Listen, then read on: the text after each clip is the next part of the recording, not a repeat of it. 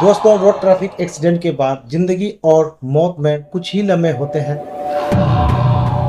उन लम्हों में हमें क्या करना चाहिए, डॉक्टर अकरम अयाज से आज पूछेंगे। एक्सीडेंट हुआ है तो पहले ये देखना चाहिए कि वो आदमी ओरिएंटेड है कि नहीं। और आदमी को कुछ टेक केयर करेंगे तो उससे हमको पुलिस हम ही को पूछगछ करेगी। दिमाग में चोट लग गया और वो बेहोश पड़ा हुआ है, बात नहीं कर रहा है सही से या गुड़गुड़ा रहा है, उस कंडीशन में तो फौरन सोच लेना चाहिए कि ये बहुत सीरियस चोट है। पेशेंट को चोट लगी है, अब उसके नाक से भी खून निकल रहा, मुंह से भी निकल रहा और पूरा खून से भरा हुआ।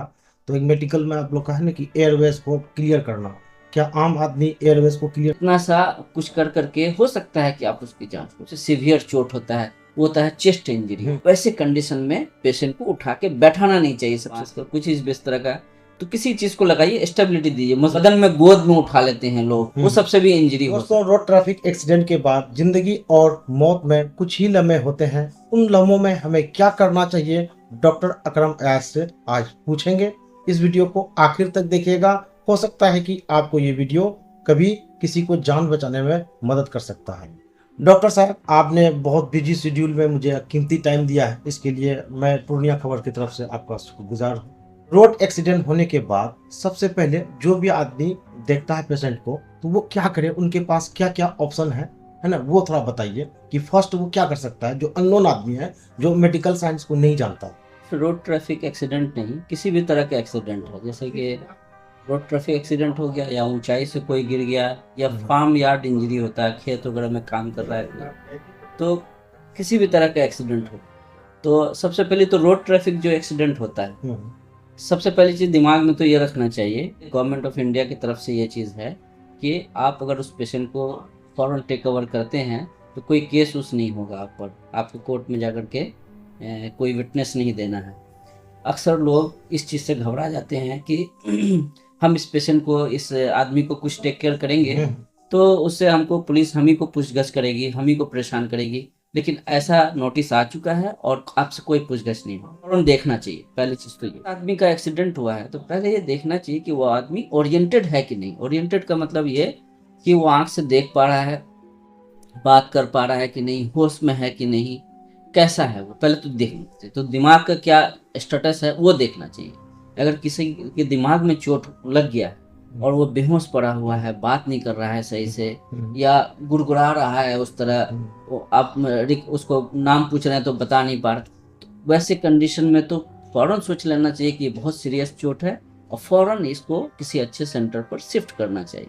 अच्छा डॉक्टर साहब, बीच में मैं पूछूंगा, जैसे मान लो किसी पेशेंट को चोट लगी है, अब उसके नाक से भी खून निकल रहा, मुंह से भी निकल रहा और पूरा खून से भरा हुआ।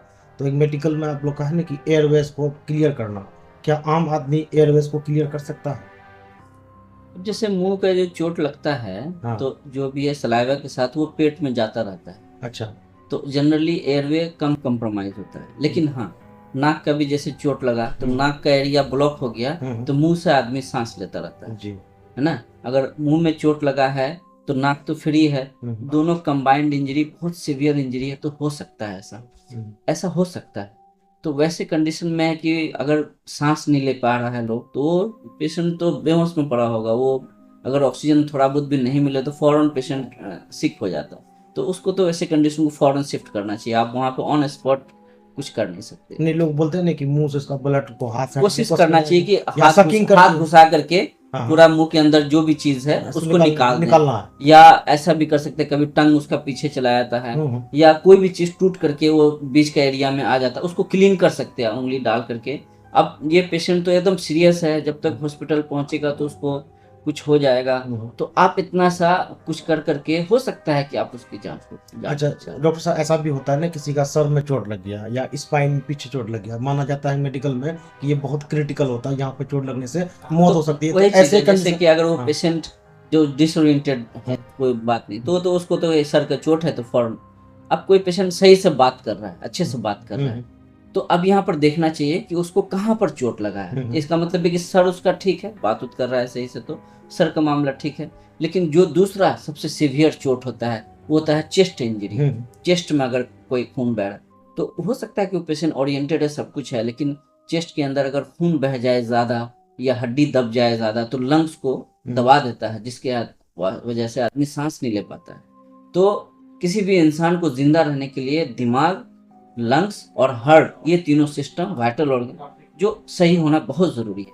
तो चेस्ट को देखना चाहिए कि चेस्ट में वो पेन तो नहीं बता रहा है। चेस्ट में अगर पेन बता रहा तो वैसे फिर वही कि अच्छी जगह शिफ्ट कीजिए, मैनेज कीजिए। लेकिन चेस्ट में भी अगर इंजरी नहीं है तो तीसरा नंबर जो सीवियर इंजरी है वो स्पाइन का आता है। तो गर्दन में पूछना चाहिए उसको, जब पेशेंट ओरिएंटेड है तो पूछना चाहिए कि तुमको कहाँ पे दर्द हो रहा है, गर्दन में हो रहा है कि रीढ़ की हड्डी में हो रहा है। और पैर वगैरह में जो चोट होता है वो तो दिख जाता है, जनरली दिख जाता है, लेकिन रीढ़ की हड्डी में चोट वो दिखता नहीं है किसी को, लेकिन कभी वो सीवियर चोट होता है। तो अगर वो बता रहा है कि हमको उस गर्दन में दर्द हो रहा है या रीढ़ की हड्डी में हमको दर्द हो रहा है, तो वैसे कंडीशन में पेशेंट को उठा के बैठाना नहीं चाहिए। सबसे पहली चीज़, लोग बैठा करके उसके मुंह पे पानी छिड़कते रहते, पानी पिलाते रहते। पानी तो नहीं देना चाहिए पेशेंट को, है ना। तो वो हॉस्पिटल लेके आइए, फिर वो हॉस्पिटल वाले डिसाइड करेंगे कि हो सकता है कभी कभी इमरजेंसी कंडीशन में कुछ करना होता है, लेकिन पेशेंट पानी पी के आ जाता है तो हम लोग बहुत कुछ नहीं कर सकते हैं, तो पानी तो नहीं देना चाहिए। एक जरूरी बात याद रखिएगा, एक्सीडेंट पेशेंट को पानी ना पिलाएं या बैठाए नहीं। हाँ हाँ, ये तो है कि बैठाना नहीं चाहिए उसको। अगर बैठा देंगे तो रीढ़ की हड्डी में अगर पहले से चोट है तो और ज्यादा चोट हो जाएगा। किसी का अगर चोट लगने से रीढ़ की हड्डी टूट गया है लेकिन उसको ताकत है पैर में, लेकिन आपके बैठाने से हो सकता है कि उसका परमानेंट ताकत खत्म हो जाए, तो ज्यादा चोट लग जाएगी, वो तो नहीं करना चाहिए। अच्छा डॉक्टर साहब, मुझे एक चीज और बताइएगा कि ब्लड लॉस को, जो चोट लगने के बाद जो खून बहता है, उसको रोकने के लिए आम आदमी के पास क्या विकल्प है? सबसे इम्पोर्टेंट चीज होता है कि कोई ब्लीडिंग हो रहा है कहीं पर, तो सबसे पहली चीज है कि उसको स्टेबिलिटी देना चाहिए कि क्यों हुआ ये ब्लीडिंग। कोई हड्डी टूटा, किसी ब्लड वेसल्स दो तरह का होता है, एक तो खून आने वाला होता है, एक जाने वाला।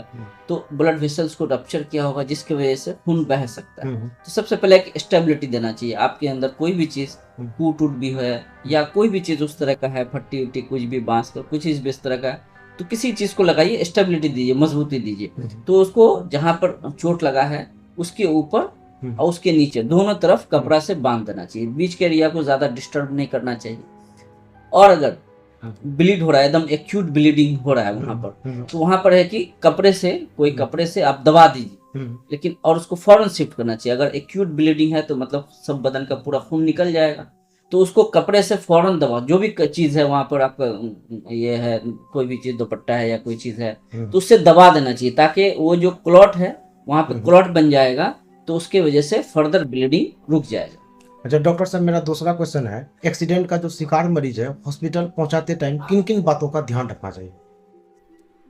सबसे पहली चीज कि जो चोट लगना था उसको लग चुका है, फर्दर कोई चोट हमारे वजह से नहीं लगी जी। तो अक्सर पेशेंट को जो हम शिफ्ट करते हैं इधर उधर, जैसे रीढ़ की हड्डी का हम बता रहे, शिफ्ट करने के दौरान बहुत सारा चोट लग जाता है और ज्यादा खराब चोट लग जाता है कभी कभी। ऐसा भी होता है? ऐसा होता है। हमारा एक पेशेंट था जिसको रीढ़ की हड्डी में चोट लगा था, और वो बोला कि हम ऑपरेशन, ये चोट लगने के बाद हम बैठे थे, बैठ करके हम खड़े होके एक दुकान पर गए, वहां पर जो गिरे तो फिर हमारे पैर का ताकत खत्म हो गया।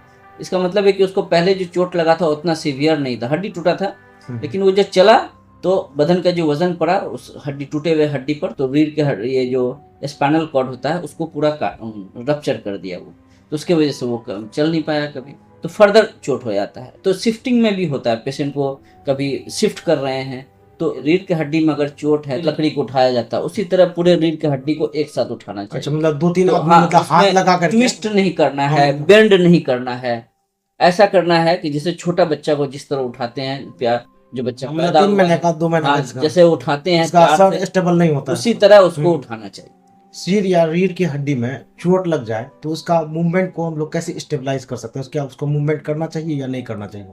तख्ता वगैरह रहता है सबके पास। सर में तो चोट लगे तो उसमें तो आप कुछ नहीं कर सकते उस वक्त, और सर में चारों तरफ से स्कल है, जो अंदर खून बहना था वो बह चुका है सब, तो फौरन शिफ्ट करना चाहिए, उससे तो फर्दर आप मूवमेंट में सबसे फर्दर नुकसान नहीं हो। लेकिन रीढ़ की हड्डी में अगर चोट लगा है तो आपके शिफ्ट करने से, आपके मूवमेंट करने से, बदन को मूव करने से फर्दर चोट हो सकता है। तो सबसे पहले करना चाहिए, कोई तख्ता हो, कुछ चीज तख्ता पे लेटा दीजिए, तख्ता ही से लेकर के उसको शिफ्ट कीजिए जहां भी लेके जाना है जी। तो बदन में गोद में उठा लेते हैं लोग, वो सबसे भी इंजरी हो सकती है, गोद में नहीं उठाना चाहिए सब।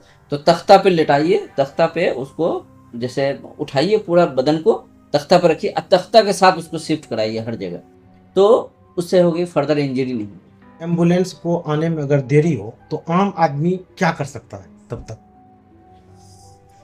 उसमें ये करना चाहिए कि किस तरह का चोट है, हम्म, जो कोई कार वाला है, कोई आजकल तो कार वगैरह हर जगह मतलब रोड पर तो हर वक्त चलती रहती है, आप उससे मदद ले सकते हैं। कोई भी रहता है मदद करने के लिए आपके तैयार रहता है, लेकिन उस कंडीशन में देखना चाहिए कि पेशेंट किस कंडीशन में है। पेशेंट अगर बात कर रहा है, सब कुछ कर रहा है, तो उतना हड़बड़ाना नहीं है। हड्डी टूटा है वो बहुत ज़्यादा नुकसान नहीं होता है, लेकिन आपके ये घबराने से उसको बहुत ज़्यादा नुकसान हो सकता है। तो इंतज़ार करना चाहिए एम्बुलेंस का इस तरह का, और फ़ौरन उसको देखना चाहिए कि वो ओरिएंटेड है कि नहीं, कोई चीज़ है कि नहीं, और चोट लगा है, जिस हड्डी में चोट लगा है उस हड्डी से फर्दर नुकसान हो सकता है, फर्दर मूवमेंट से। जैसे कि मिसाल के तौर पर कोई हड्डी टूटा, लेकिन अभी गोश्त वगैरह में उसका चोट नहीं है, खून का दौरान का नलकी है, अभी सब कुछ अच्छा है, तो फर्दर चोट नहीं लगना चाहिए। उसके लिए है कि पहले स्टेबिलिटी देना चाहिए उसको, थोड़ा सा स्टेबिलिटी दो, वेट कर सकते हैं गाड़ी का, वेट कर करके आजकल एम्बुलेंस आ जाती है, अब हर जगह अवेलेबल है, मतलब आ जाती है, फिर उसका इंतजार के साथ प्रॉपर तरीके से शिफ्ट करना चाहिए। अच्छा डॉक्टर साहब, मेडिकल में बोला जाता है कि विंडो पीरियड या गोल्डन आवर, कि कोई ऐसा कंडीशन आप मुझे बताइए मेडिकल का कि जिसमें कि पेशेंट को आधे घंटे के अंदर में ट्रॉमा सेंटर में पहुंचाना ही होगा, नहीं तो वो उसकी जान जा सकती है। तो वैसा क्या सिम्टम है कि वही पेशेंट को मतलब इमरजेंसी केस है ये, इसको मैं कैसे डायग्नोस करूँ? ये तो ट्रॉमा में विंडो पीरियड का कंसेप्ट उसके लिए होता है जो सर का चोट और रीढ़ की हड्डी का चोट है। तो जैसे सर के अंदर खून बह गया है, तो जितना जल्दी उसका ऑपरेशन हो जाए उतना अच्छा रिजल्ट मिलता है।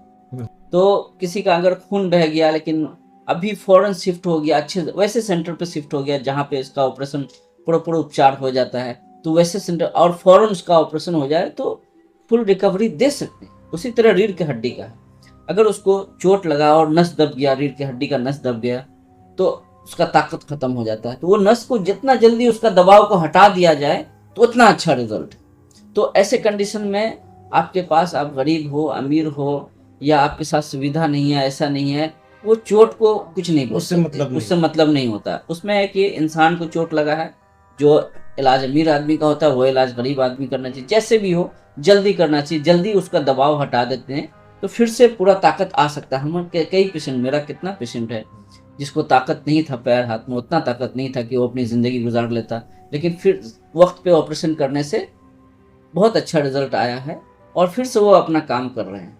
डॉक्टर साहब, आपको बहुत तजुर्बा है, मुझे ये बताइएगा, कोई पेशेंट को चोट लगने के बाद अगर बेहोश हो जाता है और कुछ पेशेंट बेहोश नहीं होते हैं, तो इसका क्या मतलब हुआ? पहले तो नॉर्मल चीज़ क्या है कि लोग हड़बड़ा जाते हैं, घबरा जाते हैं बहुत ज़्यादा। उसकी वजह से कॉमन चीज़ है कि चोट लगा, पता नहीं क्या हुआ मेरे साथ, तो एक तो वो वजह है। तो लेकिन वो उस वजह से हम ऐसा नहीं कर सकते कि उसका हम प्रॉपर उपचार नहीं करें। तो कोई भी पेशेंट जो बेहोश पड़ा हुआ है उसको सीरियसली लेना चाहिए।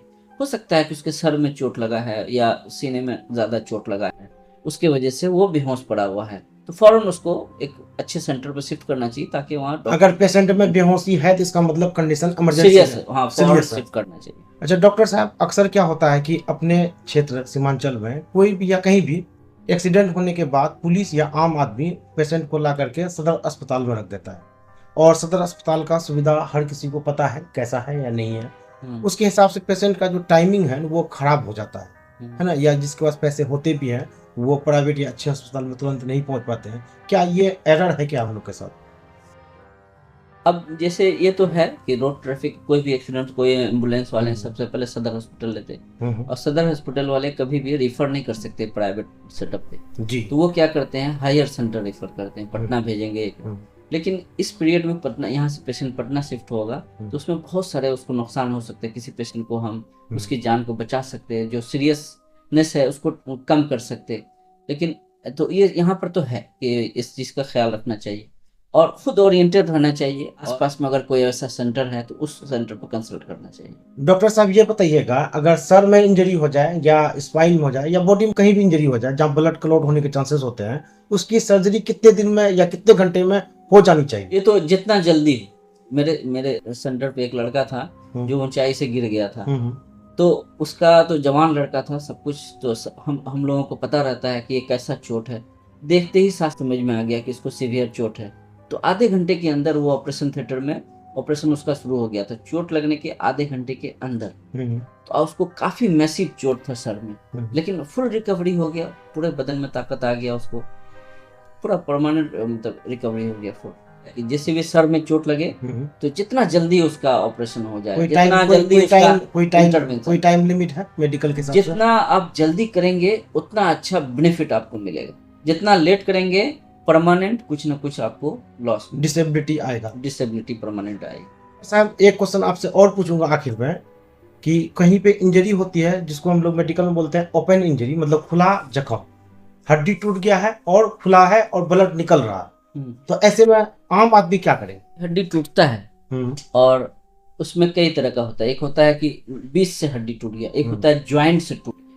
तो ज्वाइंट का कोई भी चोट होता है वो तो किसी हड्डी के डॉक्टर को दिखाना चाहिए फौरन, लोकल एरिया में कहीं पर नहीं दिखाना चाहिए।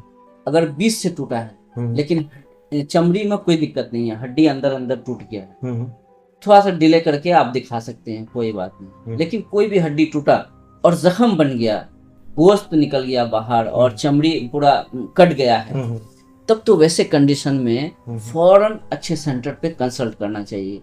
इसलिए उसका रीजन ये है कि जब स्किन ब्रीच हो जाता है तो स्किन पे खुद बहुत सारा इन्फेक्शन होता है, वो जख्म को इन्फेक्ट करना शुरू। और रोड ट्रैफिक पर या खेत वगैरह में जो चोट लगता है उसमें तो बहुत सारा बालू चला गया, बहुत कुछ हो गया, तो वो परमानेंट इन्फेक्शन हड्डी में होने का इम्कान बढ़ जाता है अगर उस सर्जरी को, उस जख्म को लेट से टेक केयर किया जाए। तो वैसे कंडीशन में किताब के हिसाब से 8 से 10 घंटे के अंदर उसका ऑपरेशन होना चाहिए। वो साबुन ये पानी से धो देना, बिटाडीन से, NS से धो देने से कुछ नहीं होता है। उसका प्रॉपर ऑपरेशन करके वो जो मिट्टी जिस गोश्त से लगा है वो गोश्त को पूरा निकाल देना है, तभी आप इन्फेक्शन से बचा सकते हैं। कितना खराब चोट है, अगर फौरन टेक केयर कर लिया जाए तो फिर से हम उसको उसी तरह बना सकते हैं जैसे चोट लगने से पहले उसका जो हड्डी था उस तरह बना सकते हैं। लेकिन सबसे इम्पोर्टेंट चीज़ है कि कितना जल्दी आप ये काम कराते हैं। अक्सर लोग क्या करते हैं कि वो लोकल एरिया में कंसल्ट करते हैं और उसको सुचरिंग कर देते हैं। सुचरिंग कर दिया तो लोगों को लगता है कि आप खून नहीं बह रहा है, अब हमको कोई इमरजेंसी नहीं है, लेकिन वो सुचरिंग करना और डेंजर है, इसलिए कि उससे तो और इन्फेक्शन अंदर अंदर फैलेगा। सुचरिंग नहीं किया हुआ है तो कम नुकसान होने का संभावना है, लेकिन सुचरिंग करने से और ज़्यादा नुकसान है। तो सुचरिंग कभी भी लोकल एरिया में नहीं कराना चाहिए। अगर हड्डी टूटा है, जख्म भी है, कभी लोकल एरिया में नहीं करना चाहिए सुचरिंग। फौरन अच्छी जगह पर कंसल्ट करना चाहिए, उसका सस्ते में और अच्छा रिजल्ट मिलेगा। वही पेशेंट, सेम पेशेंट है, 1 दिन या 2 दिन के बाद आएगा तो उसका ज़्यादा खर्च होगा और अच्छा रिजल्ट भी नहीं मिलेगा। परमानेंट कुछ ना कुछ उसको प्रॉब्लम रहेगा, इन्फेक्शन होता रहेगा और हड्डी में इन्फेक्शन को बहुत मुश्किल है ठीक करना। उसको पहले ही एपिसोड में जितना जल्दी से उसको बचा लिया जाए इन्फेक्शन होने से वो ज़्यादा अच्छा है। इन्फेक्शन हो जाए तो फिर तो बहुत मुश्किल है उसको कंट्रोल।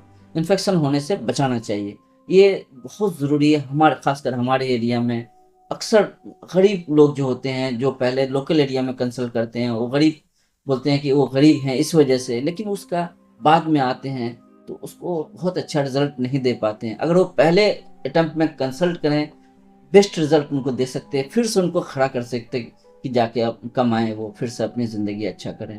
ये बहुत इंपॉर्टेंट पॉइंट आपने दिया है यहाँ पे, ये बहुत इसको समझना बहुत ज़रूरी है। दोस्तों, आज आपने डॉक्टर अकरम अयाज से सुना। आप कमेंट में बताइएगा कि अगला वीडियो में किस टॉपिक पे इसके साथ बनाऊं, ताकि आपको एक सही जानकारी मेडिकल साइंस का मिले।